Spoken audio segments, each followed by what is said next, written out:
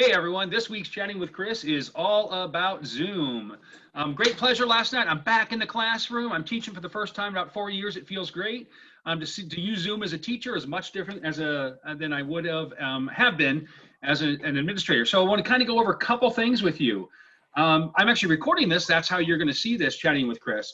A couple things to remind about Chatting with Chris, or about Canvas or Chatting with Chris, whichever one. When you record it, if your students are sending private messages, you're going to see all of that. So remind your students not to trash talk you that way. Have them use their personal emails or text back and forth. I had to remind all the deans of that because now I'm going to get the private chats of all this and see what they've all said about me behind my back. So another thing that I love is I love to click the mute down here in the bottom corner when I'm in a large meeting, and that will mute it. And then when I need to talk, I just hold down the space bar. It's much easier than clicking back and forth. Everyone's got a trick for that. The thing I want to talk to you about right now is Zoom bombing, right? Students are popping in. Isn't Chris Gray a nerd? What a nerd. Great job, Laura Power. So what I could do with a Laura Power, if she was doing that, I have a couple options. She's unmuted right now. If she were talking, like if somebody started randomly harassing the class, maybe we planted someone to do that.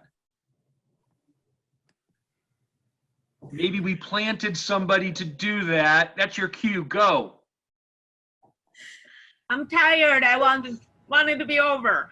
I'm going to make her keep going. I'm not going to mute her. So if someone does that, couple quick options. You can immediately mute. So Holly, if you'll continue talking.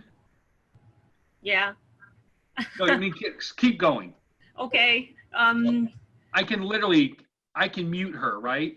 So if somebody's inadvertently saying something or saying something when they pick up a phone, you can mute them. If they're doing something and interrupting your class, you can actually go in there and you can click on that little dot, and you can click remove. When you do that, they're out and they can't get back in.